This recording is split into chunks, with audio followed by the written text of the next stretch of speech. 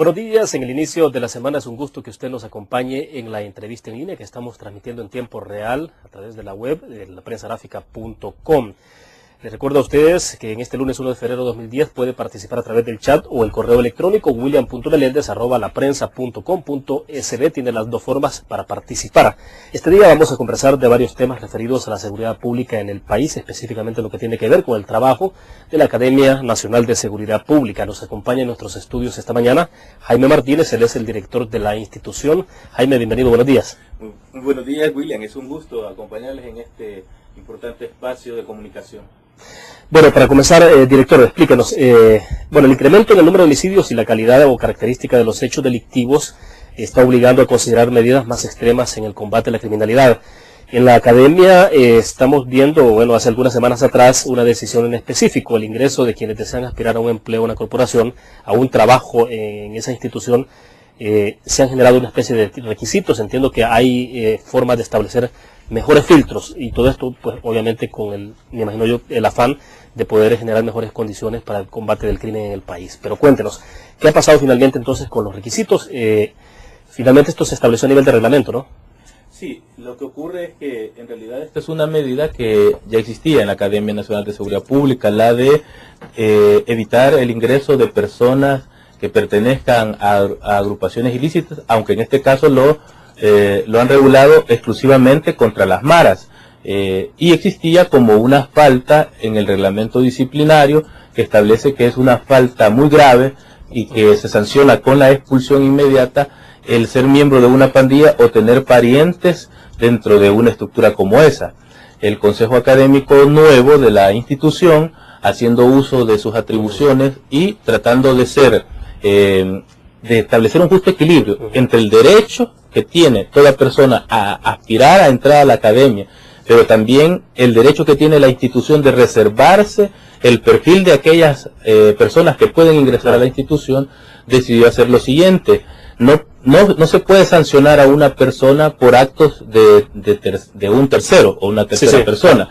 No puede estar entonces el pertenecer a una pandilla, sí puede ser una falta, pero el hecho de que un pariente también lo sea no puede ser reprochado al individuo. Entonces lo que el Consejo decidió es mantener como falta que amerita la expulsión el pertenecer a una pandilla, pero también a cualquier tipo de estructura delincuencial, y en el caso del parentesco lo que hemos hecho es incluirlo en la declaración jurada que todo aspirante tiene que firmar antes de comenzar su proceso de ingreso a la academia, y ahí declara lo siguiente, que lo quiero leer textualmente. Dice que no pertenezco a una mara o pandilla u otra forma de organización u agrupación delictiva o con fines delincuenciales o violentos. Además, no tengo parientes dentro del 4º grado de consanguinidad o segundo de afinidad pertenecientes a dichas organizaciones o agrupaciones. Tampoco mantengo vínculos o relaciones permanentes con personas integrantes de las mencionadas estructuras. Entonces, aquí hay el espíritu de esto es que si bien no le podemos sancionar por un acto que no le pertenece a él, digamos, sí es un requisito que está dentro del perfil de ahora en adelante que deberán llenar esta declaración jurada, y después una unidad especializada de la academia, que es la unidad de verificación de antecedentes. Si se llega a demostrar que esa persona en aquel momento, no solo porque mintió, sino por el hecho de que tiene relaciones con personas que pertenecen a una estructura delincuencial y están dentro de ese grado de parentesco, será inmediatamente separado. Ahora, Jaime, por ejemplo, ¿qué pasa cuando una persona obviamente no sabe que él aspira a la policía, firma, digamos, esta declaración jurada, pero él no sabe, por ejemplo, que efectivamente algún pariente dentro de los niveles de consanguinidad que se establecen está vinculado y dice, no tengo parientes, pero después se precisa que sí? Sí, tienes razón. Justamente este Consejo Académico, en una decisión muy sabia, va a hacer una interpretación auténtica de esta disposición. En el sentido de que en una sesión especial para ellos, que la vamos a realizar justamente el viernes de esta semana, se va a interpretar exactamente qué se quiere decir con esto. Y la misma declaración jurada ya lo da a entender cuando dice que se declara no tener vínculos o relaciones permanentes, es decir, que debe demostrarse una relación. El hecho de que yo puedo tener un pariente, o tú puedes tener un pariente, digamos, dentro de esa relación de parentesco, un primo lejano que no lo has visto en años, 10 años, y resulta que está en una banda delictiva, en una mara, o es parte de una estructura de crimen organizado, de cuello blanco, digamos. Y yo cómo puedo responder por eso, ¿verdad? Entonces, si yo no tengo una relación con él continua, permanente, que me haga dudar de mi involucramiento, porque aquí el caso es el siguiente. No se trata de que vamos a mostrar que esa persona ha cometido un ilícito. Lo que vamos a demostrar es si hay relación de ese aspirante con esa persona, y con solo existir la relación comprobada y que despierte duda es suficiente para excluirlo. Ahora bien, pero no es automático entonces que el aspirante quede excluido en el momento que él dice sí tengo, si en la declaración jurada dice sí tengo un familiar que está involucrado en pandillas, tampoco es automático que él quede afuera. No, si él en ese momento reconoce, no ingresa, porque tiene conocimiento, en ese momento lo está demostrando. A menos que él diga, ¿verdad? Esa sería otra interpretación. A menos que él diga, sí, me han contado, yo tengo, pero debo explicar lo siguiente. Es una persona que no veo en 10, 15 años y quisiera que se le investigara como que investigue mi conducta. Si se llega a probar, entonces, sería hasta un mérito, digamos, el reconocer que esta persona lo dijo, pero ya sería decisión del Consejo Académico definirlo, porque aquí hay un riesgo, aquí pasa un problema. Es el siguiente, los propios oficiales de la policía nos han dicho que resulta realmente complicado, se presenta una situación de contraposición de intereses. El saber que un compañero de ellos que está al lado haciendo un operativo o que participa de una investigación tiene un pariente, aunque supuestamente no tienen relación, pero siempre va a existir cierta duda. Y aquí entonces, en toda institución, en todos los países democráticos, en las policías, acerca de quienes ingresan a la misma, se reserva el derecho, y cada vez que hay una duda es mejor decidir por la exclusión frente a la duda. Aquí no se trata de que se le va a sancionar, ni que se le esté excluyendo de su derecho al trabajo, ni su derecho a la educación, porque no es el derecho fundamental el que está en riesgo. Pero entrar a la policía solo es para aquellos que cumplan un perfil determinado, y si hay duda es mejor excluir. Bueno, perfecto. Vamos a la pausa. Cuando regresemos quiero que me expliques, Jaime, si esto no es discriminatorio, porque hay quienes dicen, bueno, en este caso se podría elevar un caso de estos a la Corte Suprema de Justicia. Pero bueno, cuando regresemos la explicación, ya volvemos.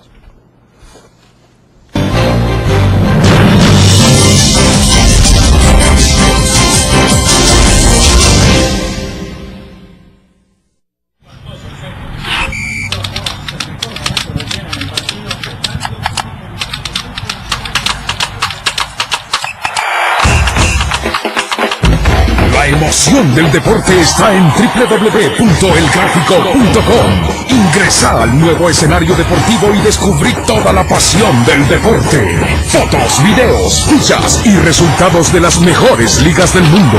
Elgráfico.com. Conectados por deporte. Learn.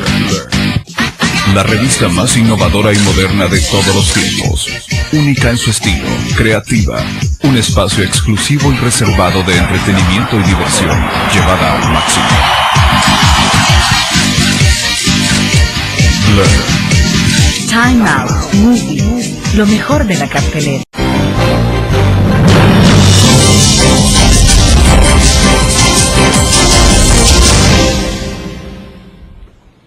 Esta mañana conversamos con el director de la Academia Nacional de Seguridad Pública, Jaime Martínez. Jaime, entonces quisiéramos saber, porque bueno, algunos han planteado la posibilidad de que ante una situación como esta, que un aspirante vaya y diga, bueno, sí, yo tengo algún vínculo y por eso automáticamente quede fuera de la posibilidad de aspirar a la Academia de Seguridad Pública y a la policía, esta persona puede acudir a la Corte Suprema de Justicia. A ver, ¿cómo se plantea entonces el concepto de posible discriminación, si es que lo hay? Bueno, la verdad es que todo ciudadano tiene el derecho de acudir ante las instancias públicas para demandar el cumplimiento de sus derechos. Entonces, si una persona estaría en disposición de hacerlo, pues está en todo su derecho, debe ir. Ahora, ¿cómo resolvería eventualmente la sala un caso como este? No lo sé, porque sería sin precedentes, y me atrevería a pensar que es difícil que le den una decisión, una resolución favorable. Por varias cuestiones. Primero, porque aquí no estamos hablando de un derecho fundamental. El amparo está, en este caso puede ser un amparo, el amparo está diseñado única y exclusivamente para los derechos fundamentales. Y los derechos fundamentales no es cualquier derecho, ni cualquier expectativa de derecho. Hay derechos que son como muy abstractos, generales, que los tenemos todos y todas, y que hay una obligación de cumplirlos, pero que no necesariamente ameritan un amparo. En este caso, por ejemplo, no se trata de un caso de exclusión o de discriminación porque no se le permitió matricularse en una escuela pública, o se le está obstaculizando su derecho al trabajo simplemente por ser tal persona. Aquí se trata de una especie de privilegio, el privilegio que el Estado le da solo a determinadas personas a gozar de una beca durante un año completo para ser alumno o alumna aspirante a ingresar a la Policía Nacional Civil. Entonces lo veo bien difícil porque no se trata de una práctica donde se está violando un derecho constitucional ya establecido. Bueno, para cerrar sobre este punto entonces, Jaime, ¿habrá entonces el próximo viernes una reunión del Consejo? ¿Habrá una especie de interpretación auténtica, no?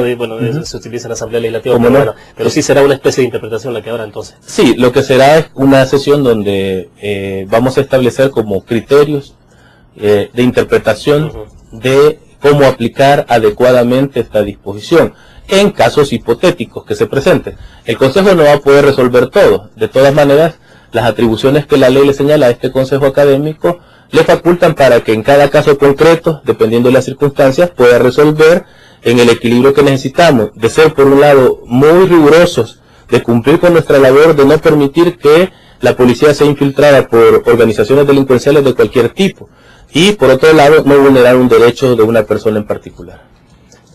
Una última pregunta. ¿Hay casos ya confirmados? ¿Cuántos casos detectaron, por ejemplo, el año pasado de personas que pretendían aspirar y estaban vinculadas con pandillas, o fueron retirados de la policía porque sí estaban vinculados? Bueno, de la policía no, de la academia en este caso. Hemos realizado alrededor de 7 casos, hemos detectado de personas, entre ellos casos de pertenecer a una supuesta pandilla, mara o agrupación ilícita, son alrededor de 3 o 4, y de ahí los demás son por haberse señalado la comisión de algún delito o por sencillamente haber cometido otro tipo de faltas como un abandono no justificado de la academia. Esos han sido los casos, aproximadamente 7, con lo cual el Consejo está haciendo esa labor, como decimos, de establecer filtros desde la formación inicial. Perfecto, Jaime, cambiando un poco el tema. Cuando fuiste juramentado el 4 de junio del año pasado, dijiste que se hará más énfasis en el fortalecimiento, en la capacidad de investigación policial, en la inteligencia policial. Y bueno, incluso ya para ese momento hablaban ustedes de que si en la currícula no estaba muy presente eso, pues entonces se tendría que fortalecer. ¿Qué han pasado 7 meses después en torno a esta iniciativa, a esta intención tuya? Sí, ha pasado que efectivamente, como parte de la contribución que la academia puede hacer a las nuevas políticas de justicia y seguridad, estamos enfilando todos los contenidos en las diferentes modalidades de formación y los diferentes niveles que realizamos, porque la academia no solamente es la institución donde se forman los agentes que van a ingresar a la policía, sino que ahí también damos los cursos para el ingreso de nuevos subinspectores en el nivel ejecutivo. También damos los cursos de ascenso para que en todas las categorías puedan ejercer su derecho a la profesión, es decir, escalar de un grado a otro, así como también damos cursos de actualización para el reingreso de ex policías y cursos de especialidades. En todas las modalidades y en todos los niveles estamos incluyendo fuertemente una dosis de mejor conocimiento en el área de la investigación científica del delito, el uso y análisis de la información delincuencial y la inteligencia policial, que son como 3 categorías que hay que fortalecer. Por supuesto que en diferentes niveles. No es lo mismo dar nociones de investigación o de análisis de información a aspirantes para el nivel básico en la categoría de agentes que para los que van a ingresar como subinspectores. Ni es lo mismo incluirlo en un curso de ascenso para comisionados o para sargentos, como tampoco no es lo mismo ya en las áreas especializadas. Y es en el área de las especialidades, los cursos de especialización, en donde sí estamos poniendo énfasis en ello, y estamos, por ejemplo, por continuar ya lo que comenzamos en el periodo anterior, que son cursos de inteligencia policial, que son cursos de investigación delincuencial, investigaciones más especializadas como investigaciones contra el narcotráfico, contra el tráfico ilícito de personas, contra el contrabando de mercancías, que recientemente suscribimos un convenio con la ADES, la Asociación de Empresarios y Distribuidores del Salvador, para contrarrestar ese fenómeno, y el tráfico ilícito de armas, que estamos gestionando un apoyo con la UNLIRE, que es el Centro de las Naciones Unidas para el Desarme, el Desarrollo y la Paz, que tiene sede en Lima, Perú. Ahora, para concluir entonces en este segmento, esto de la inteligencia policial, la mejor capacitación para los aspirantes a policías, es una cuestión, quisiera saber si hubo cambio de currícula en este sentido o no, y lo otro es, obviamente, resultados concretos se verán hasta que esta persona, que ahorita es aspirante, es estudiante, esté ya ejerciendo. ¿Cómo no? Bueno, un cambio curricular total, no lo hemos hecho porque tampoco hemos llegado con el interés, digamos, de tirar todo por la ventana, de decir, demoler la institucionalidad y decir esto no funciona y vamos a empezar con un borrón y cuenta nueva. Eso no lo podemos hacer, sería irresponsable hacerlo, pero sí estamos incluyendo ya cambios cualitativos y graduales. Cualitativos porque aquí significa un cambio de enfoque, porque justo a la par de este mayor fortalecimiento de las capacidades de investigación para la persecución del delito, para la aplicación de la ley, en pocas palabras, para la represión del delito en todas sus modalidades, ¿verdad? Porque aquí estamos, el cambio de enfoque, ¿qué quiere decir?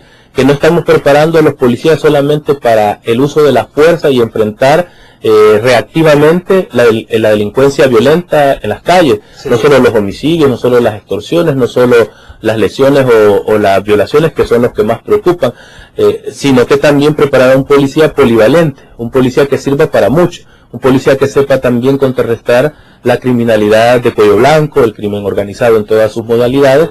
Y el otro cambio de enfoque estriba en la filosofía de un policía próximo a la comunidad, una policía comunitaria, una policía de barrio, cercana y comunicada con su población. Perfecto. Bueno, esto nos lleva a que hablemos un poco sobre la mística de los agentes, y es prácticamente lo que estamos hablando, porque también el director de la policía ha dado algunas declaraciones la semana anterior y quiero que hablemos de esto. Vamos a la pausa, volvemos.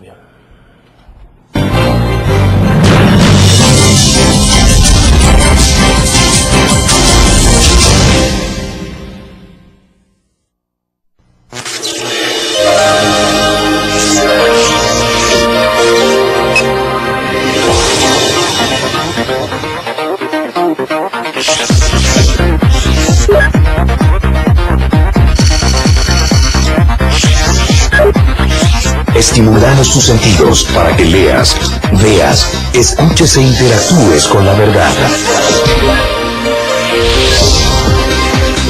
LPG Multimedia.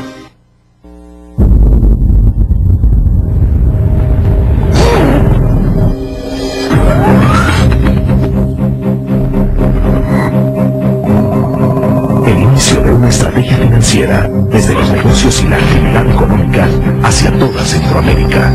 El Economista Regional, una revista especializada donde encuentras el panorama empresarial y los principales movimientos financieros. El Economista, el modelo regional de información económica.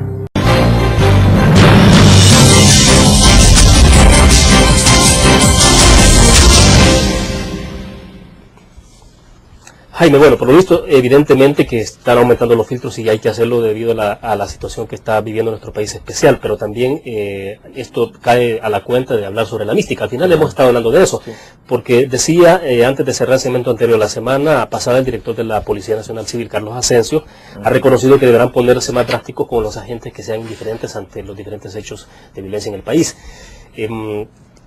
Finalmente, todo lo que se está haciendo a nivel de academia puede ayudar a esto, o ¿qué opinas de lo que el director está planteando? Sí, yo creo que en el tema de elevar la moral por un lado, pero también elevar la capacidad de entrega, de trabajo del personal policial en una situación tan complicada como la que vivimos, de tanta criminalidad y violencia, creo que por supuesto la Academia Nacional de Seguridad Pública puede dar una fuerte contribución, porque hay varios aspectos que tienen que ver con el trabajo nuestro y que han sido como los motivos, los factores que han hecho en algunos casos que se baje un poco esa identificación, esa mística de los integrantes de la policía. Solo por poner un ejemplo, han pasado 17 años, está por cumplir, en estos días justamente estamos conmemorando 17 años de la Policía Nacional Civil, pero resulta que en esos 17 años muy poco ha habido la posibilidad de realizar los respectivos cursos de ascenso para los niveles ejecutivo y el nivel básico. Entonces, un policía que ha tenido postergado por mucho tiempo su derecho a la posibilidad de ascender, es un policía que se va a desmotivar. No solamente es el tema de los salarios, porque los salarios en realidad no son tan malos en este país, aunque por supuesto que se va a buscar mejorar todavía más. Se están dando ciertos estímulos, se les está dando, por ejemplo, un complemento para la alimentación, se está buscando cómo mejorar esas condiciones. Sí. Pero también un policía necesita saber que su profesión es respetada. Y para el caso esta nueva administración está comenzando a cumplir con ello y nos estamos involucrando fuertemente. Nada menos el viernes pasado cumplimos con el 4º curso de ascenso para inspectores, que allí teníamos rezagados a 137 subinspectores que se graduaron como tales en la academia hace 10, 12, 17 años incluso, porque eran de la primera a la 5ª promoción y no les habían podido responder a esa necesidad. Nosotros los acabamos de graduar y también estamos preparando condiciones para que este año podamos darles los cursos de ascenso a 500 agentes que pueden ascender a cabos y 450 cabos a sargentos para estimular esa mística. Pero eso ya depende también de cada individuo, porque la persona que recibe los estímulos, recibe apoyo, pero si ya no quiere, ahí tiene que intervenir también ya las unidades de control y la Inspectoría General. Ahora, Jaime, ¿sería conveniente que en el marco de esta situación de emergencia, de crisis en el tema de la seguridad pública en el país, se eliminen de alguna forma esas ciertas atribuciones o funciones específicas asignadas a la división, por ejemplo, de tránsito, la Policía Nacional Civil, Medio Ambiente y otras más que hay? Por ejemplo, cuando hay un problema de un accidente de tránsito o una infracción de tránsito, si es el de tránsito es el que pone la multa o la infracción, perdón, pero si no, el otro policía que puede pasar por ahí y ver lo que está ocurriendo no hace nada. ¿Será que en un momento determinado habrá que replantear eso? Bueno, aquí la academia también tiene mucho que aportar, aunque después tiene que afianzarlo la policía una vez que reciba a los alumnos de formación inicial y a los integrantes que ya están dentro de la institución, porque aquí es donde se necesita claramente impulsar la característica de un policía integral, que ante todo quiere decir que esté preparado para diversas funciones, polivalente, que tenga valor para varias cosas, porque un policía no puede actuar al margen, digamos, de las necesidades que la población tenga de manera inmediata. Es cierto que un policía no podrá desarrollar toda la indagación, toda la investigación específica en un accidente de tránsito, si no es un policía especializado de esa área, pero sí tiene que estar preparado para intervenir y para dar los primeros auxilios, los primeros apoyos, para poder resguardar la escena del delito, para poder evitar daños inmediatos posteriores a una y otra persona. Entonces, esa actitud tiene que vérsele, pero tiene que vérsele desde el inicio, como el hecho de que no porque no es un policía especializado en la investigación contra el tráfico de droga, no va a poder proceder cuando encuentre un caso de flagrancia o que se le dé información sobre un sitio donde está traficando droga. El policía tiene que actuar con la mística que necesita, con la identificación de sentirse parte de la solución a ese problema que diariamente tiene la gente. Voy a leer en este momento algunos mensajes que nos están enviando los cibernautas, Jaime. Por ejemplo, William Escobar de San Salvador dice: lo que le hace falta a la Academia Nacional de Seguridad Pública es un área de inteligencia que investiga a los aspirantes, y acá es donde se infiltran los delincuentes. Guillermo dice: gracias por la entrevista, se recibe perfecto desde el escalón, sigan así. Dice la pregunta: ¿por qué no se invierte en proyectos para pandilleros con ONGs? Y Juan José López, que nos escribe, dice: siempre he pensado que la PNC tiene bien cuadriculada la estructura delictiva, pero no entiendo por qué no actúan. Bueno, hay varios planteamientos ahí que me gustaría escuchar tu opinión, Jaime, por favor. Sí, muy interesante. Las tres, pero muy interesantes. La primera, le quisiera responder al caballero que la academia sí tiene una unidad, no es de inteligencia, sí debo aclarar, pero es una unidad especializada de investigación de los antecedentes de los aspirantes, y eso se hace con posterioridad al momento en que llenan su declaración jurada, e incluso con posterioridad al momento en que se decide quiénes ingresan, que no es una decisión fácil, porque el número anda aproximadamente, digamos, de 1000 aspirantes, entran 300, o sea, a lo sumo, es una probabilidad bastante fuerte la que hay ahí de ser excluido, o más. Yo creo que es más todavía. Por cada 10 aspirantes entrarán 2 o 3 a lo sumo, ¿verdad? Y esta unidad verifica después los antecedentes, y en algunos casos también la UVEA, que es la especializada dentro de la academia, presenta un informe, y si así lo toma bien el consejo o director, pedimos también apoyo de inteligencia policial de la PNC.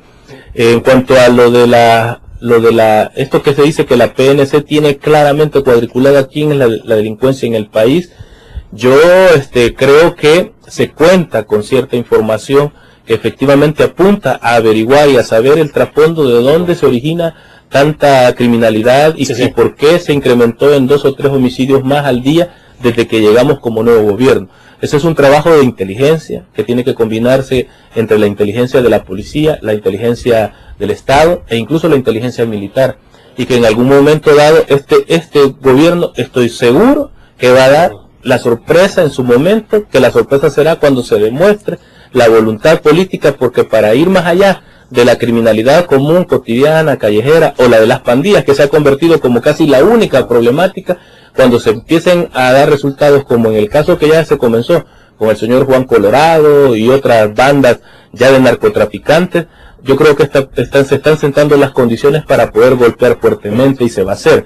Y sobre lo de los proyectos de ONGs con pandilleros, pues ya se está haciendo, pero también el Consejo Nacional de Seguridad Pública realizó una labor importante en materia de prevención y de rehabilitación, que creo que en su momento también tendrán que expandirse, volverse más fuertes y más continuos. Bueno, vamos a la pausa. Cuando regresemos hablemos de las medidas emergentes. Por ejemplo, se está hablando de la posibilidad de acuartelamiento de los agentes policiales y de otras medidas más para enfrentar esta situación de emergencia. Ya volvemos.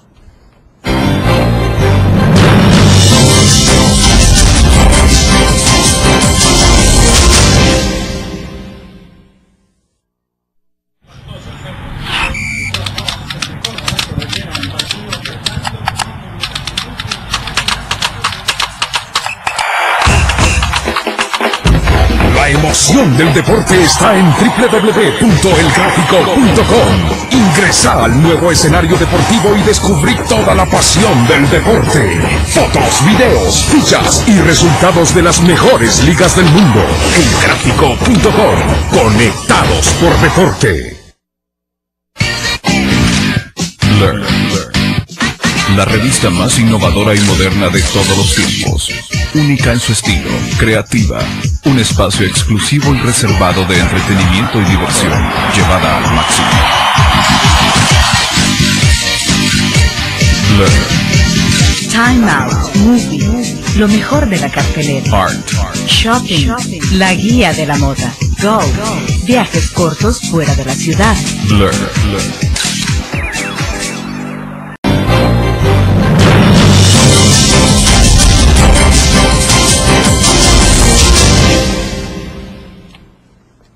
Estamos conversando esta mañana con Jaime Martínez, el director de la Academia Nacional de Seguridad Pública. Decía Jaime, no se ha descartado el acuartelamiento de los agentes policiales. Esta fue una medida que se mantuvo en vigencia durante la administración del presidente Saca y las anteriores, y que el presidente Funes, entiendo que la eliminó nomás tomar posesión, pues.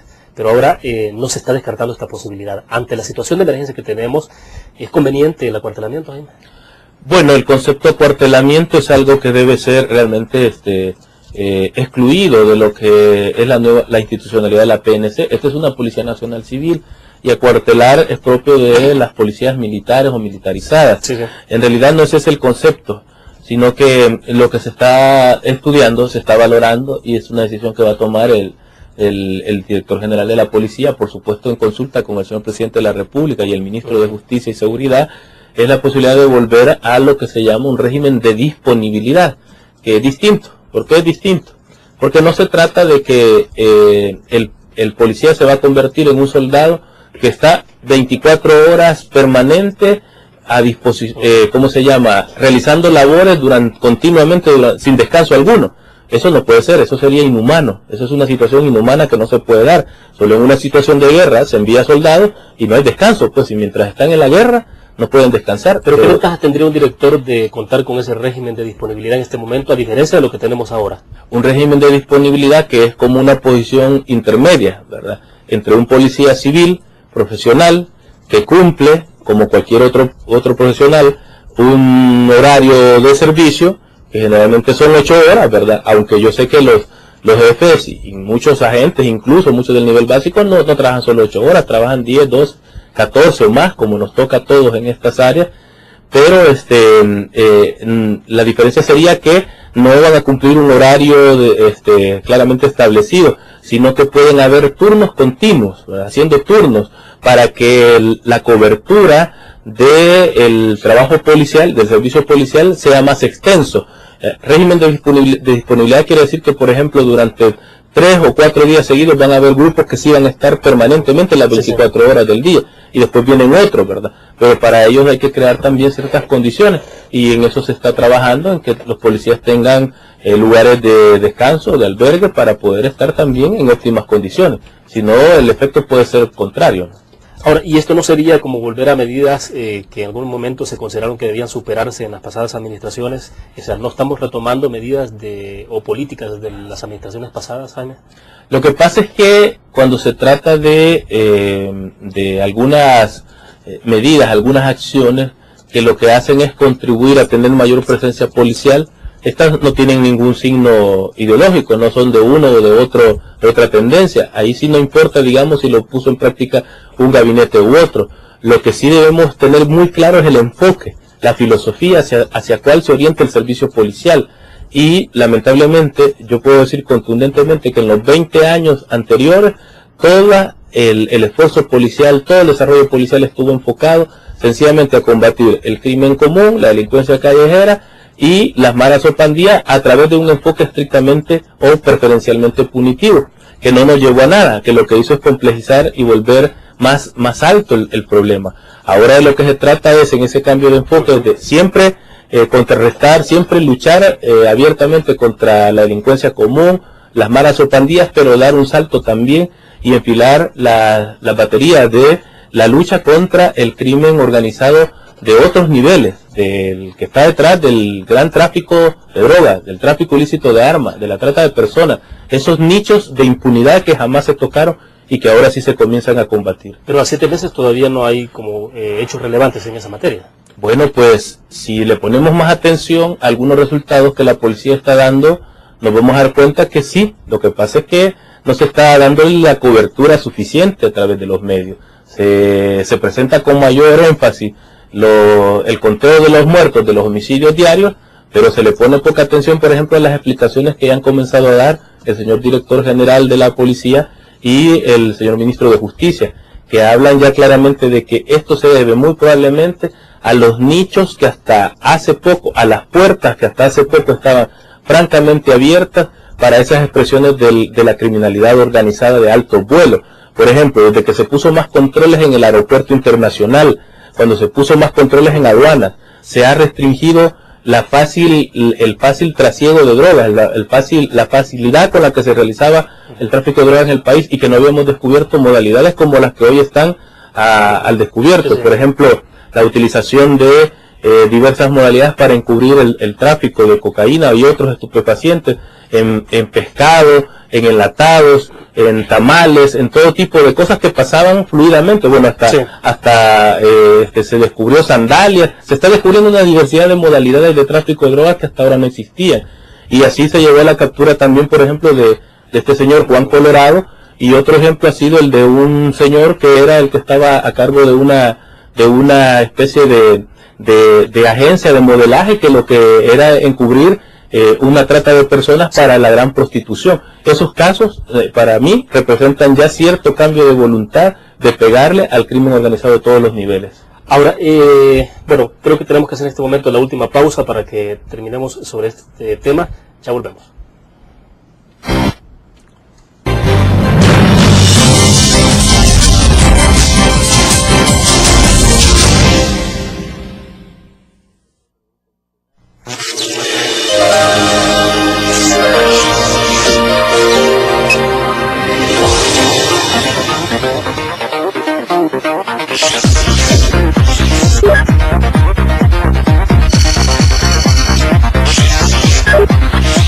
Estimulamos tus sentidos para que leas, veas, escuches e interactúes con la verdad.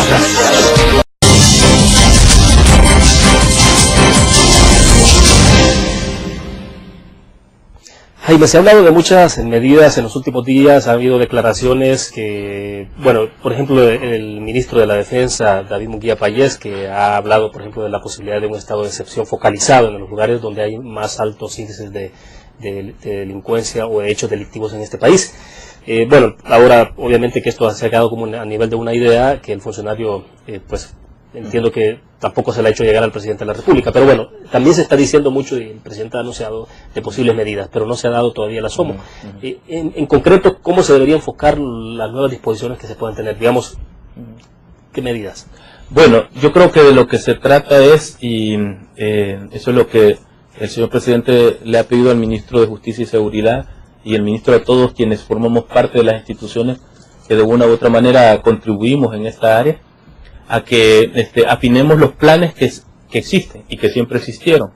Yo puedo decir contundentemente, porque los conozco desde su origen, que si hay una área que estaba mejor preparada que cualquier otra en el gabinete, porque lo tuvo de antemano y lo preparó con una serie de consultas y de análisis de diversos expertos en este tema, es el área de justicia y seguridad. Lo que pasa es que cuesta entender cómo este nuevo gobierno, un gobierno del cambio, quiere hacer un cambio también en el enfoque de cómo enfrentar la criminalidad, la violencia, por cierto alta, por cierto muy complicada en nuestro país, pero en un contexto de respeto a las libertades y a la democracia, que es la seguridad con libertad y en democracia, que ese es un gran desafío que tenemos y ahí es donde debería estar puesta la discusión realmente, pero discusión bien seria. Es decir, cómo responder a esa violencia diaria de los homicidios, extorsiones, pero sin avasallar derechos y garantías, porque no es propio de un Estado de Derecho combatir la criminalidad con acciones que rayan en lo lícito o en lo ilícito. Hay medidas, hay unas diferentes acciones que se están proponiendo, pero lo que el presidente ha pedido es que ordenemos, que ajustemos nuestros planes en dos sentidos. Uno, en cuanto a las políticas y al programa ordinario de trabajo que tenemos, lo que a cada quien le toca, digamos, lo que pensamos desarrollar en nuestro trabajo, ajustándolo a estas nuevas realidades. Por ejemplo, este cambio de enfoque que yo planteo, que debemos tener claro que en la lucha contra la criminalidad, no solo contra el resultado de lo que vemos visiblemente, es decir, los homicidios, las extorsiones, sino también ir descubriendo qué hay más allá, porque mucho de eso se explica por las disputas que hay entre los pequeños carteles o bandas, pero de alto nivel, que no aparecen diariamente. Y por otro lado, se nos ha pedido nuestra contribución para lo que sería el plan quinquenal, los grandes proyectos, los grandes resultados que cada institución debe dejar como legado, como herencia para el país, para las próximas generaciones. Y en eso también estamos trabajando todos y todas, ¿verdad? Algunas medidas concretas, por ejemplo, la intervención telefónica que se discute en este momento en la Asamblea Legislativa, pero que el FMLN pretende que quede bajo responsabilidad del director de la Policía Nacional Civil y que no sea la Fiscalía General, ¿ayudaría muchísimo la intervención telefónica? La intervención telefónica, por supuesto, yo he hecho anteriormente una diversidad de análisis sobre esto, sí que se necesita principalmente para la investigación del crimen organizado, de la delincuencia no convencional. Ahí sí que la intervención telefónica es una necesidad, pero es ahí donde justamente ese enfoque que yo decía de seguridad, pero con libertad y en democracia debe prevalecer, porque no es cuestión, para mí la discusión no es tanto a quién le toca tener ese centro operativo. De hecho, creo que se está avanzando en un consenso que va a haber, que de todas maneras, si constitucionalmente le pertenece a la Fiscalía, no se le puede restar esa atribución constitucional. Pero de todos modos, allá a nivel operativo, la Fiscalía en todas sus unidades especializadas de investigación no la realiza directamente, el que la realiza, quien las operativiza, es la Policía Nacional Civil. Entonces, de todas maneras, va a ser una responsabilidad compartida. Y de hecho, así lo dice la Constitución, dirigir la investigación del delito con el apoyo de la Policía Nacional Civil. Así que, en realidad, esto es algo que yo creo que a la brevedad se va a superar y vamos a tener esa herramienta adecuada donde los candados del respeto, la libertad y la democracia deben estar presentes. Debe ser en todo caso bajo una orden judicial, debe ser en todo caso restringida en un cierto tiempo, debe ser para determinados delitos también, que no puede ser cualquier delito común, sino principalmente contra el narcotráfico y el crimen organizado. Cierro la entrevista, Jaime. En el ambiente está comenzando a tomar mucha fuerza la idea de la justicia por la cuenta. Hay empresarios de buses que han comenzado a insinuar algunas ideas, y obviamente esto que sería una situación muy grave por la experiencia que se tiene en países vecinos como el caso de Guatemala. ¿Qué hacer para evitar que esto se pueda generar en un momento determinado? Oriente no ha sido la excepción, ya lo vimos allá por el 93-95 cuando se creó la sombra negra. Sí, qué bueno que mencionas el caso de Guatemala, porque ahí sería bueno que se miraran en ese reflejo, se miraran en ese espejo aquellas personas, individuos, representantes de instituciones o funcionarios de las alcaldías, por ejemplo, o de algunas alcaldías que todavía se atreven a proponer ese tipo de medidas. Digo se atreven porque en realidad eso sería combatir la criminalidad con actos criminales, porque estructurar o organizar estructuras de limpieza social o de respuesta por mano propia, en realidad no existe la justicia por mano propia, no existe la justicia personal. Ese es un concepto distorsionado. Si a mí me cometen un ilícito, si a mí me matan a un hijo y yo sé quiénes son y no hay manera de descubrirlo, y yo ordeno que maten a esas personas que mataron a mi hijo, yo voy a satisfacer una situación de justicia personal interna, a lo mejor, pero hay que reconocer que lo que he hecho es ordenar un homicidio para responderle a otro homicidio. Ahora, pero sí hay desesperación, y eso es lo peligroso, ¿no? Sí, eso es lo peligroso, y eso es lo que tenemos que tratar de evitar a toda costa, pero eso debemos entenderlo no solo las autoridades que estamos al frente de las instituciones, tiene que entenderlo también, como decía, la ciudadanía, los líderes sociales, los líderes políticos tienen una gran responsabilidad en esto, porque ellos no se pueden prestar a salir ni siquiera a insinuar que esa es una salida a la problemática, porque Guatemala lo ha demostrado. Guatemala ha tenido una serie de hechos de ese tipo, de justicia, llamadas mal justicia de propia mano, linchamientos, y sin embargo Guatemala sigue siendo uno de los países prácticamente perdidos ya para la democracia y para el Estado de Derecho. Bueno, se nos agotó el tiempo, Jaime, te agradezco muy gentil. Buena presencia. William, gracias a ti, muy amable. Perfecto. Terminamos de esta forma la entrevista en línea, nos vemos mañana a las 8:15 de la mañana. Buenos días.